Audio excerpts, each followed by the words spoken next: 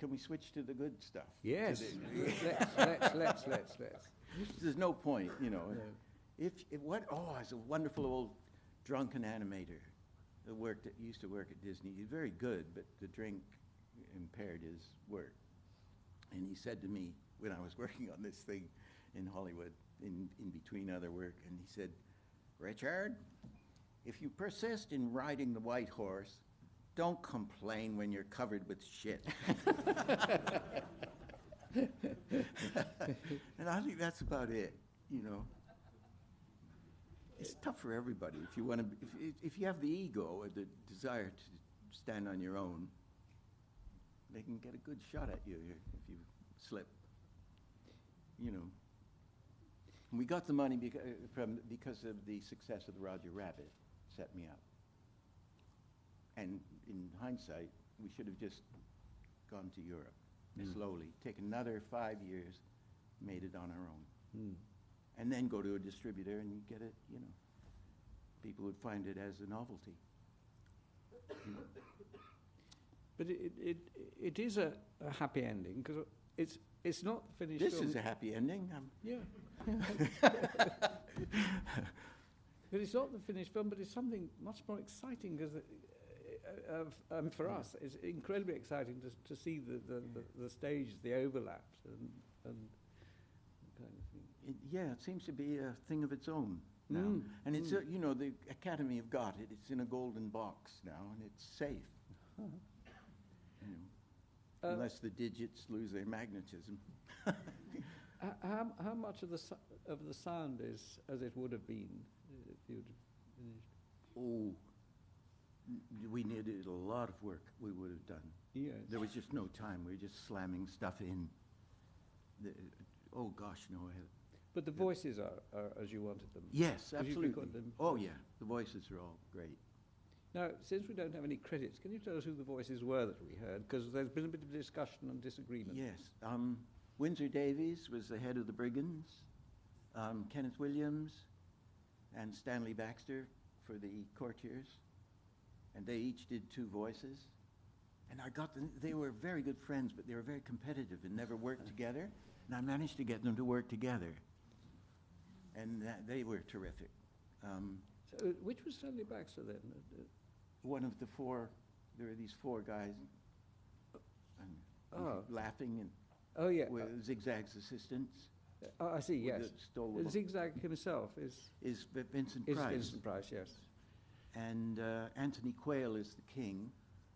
He was marvelous. He did it over the years, and so did Vincent. It went on for about 20 years. He was always willing. Joan Sims was the witch. And the one-eyed voice, which sounds like it's a computerized voice, it's not. I saw the tallest man in England on television, and he had this very deep voice, because you could imagine the voice box. So we got in touch with him and said, "Would you do voices?" And he said, and he spoke normally, more or less. And I said, "Well, you've got this gigantic throat. You know, you ought to be able to get deep." And you know, he hadn't tried. Anyway, we worked with him, and he discovered this tremendous deep voice. And who is the marvelous voice right at the start? Oh, that's Sir Felix Aylmer. Ah. What is it? I remember him from one of the Hollywood, you know, one of the night fight, you know what do you call it, medieval films, where he says, "This is the first time I take the hand of a Saxon in friendship." You know, and he was so old he could barely get in the studio or read, you know. Yeah, and he'd terrific. Because he'd been very, very old for about 70 years. Yeah, terrific. He was always the king in those terrible movies, you know. But it's a wonderful opening. As Mo knows, I cried when I saw it the first time. Yeah, and the music was done by the chap, John. What's his name? Mo. The opening. Where's Mo? He does Lloyd Webber's orchestrations. And we got him.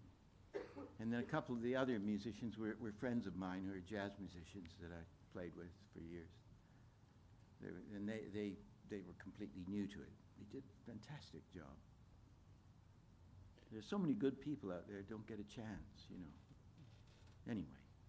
Anyway, I think that maybe we could add some credits to it before the Well, the credits were meant to go on the front, and the hand, you know, the crystal ball or whatever it was meant to come up slowly. You see, in the hands, I was going to animate the hands.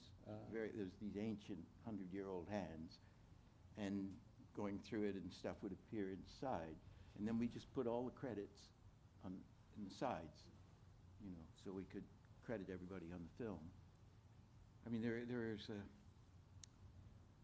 one of the guys, you know, the Brigands is the only character work that I didn't design, or I did a bit of animation on it, but Corny Cole, anybody know of his work?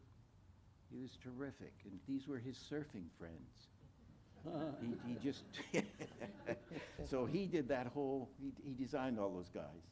I had to draw them to fit into the story, but it was his work. He was terrific.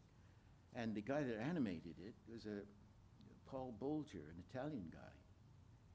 He vanished towards the end of the production, unfortunately, I don't know why. We had a fantastic crew. We had 4 people in the administration only. It was my wife, Mo, the producer, her secretary, who's here tonight, I think. Yeah, there she is. And 2 accountants who are 2 Chinese accountants who aren't here. And that was it. And we ended up with a couple of hundred people, and it just ran like a top. It was great. It was really wonderful.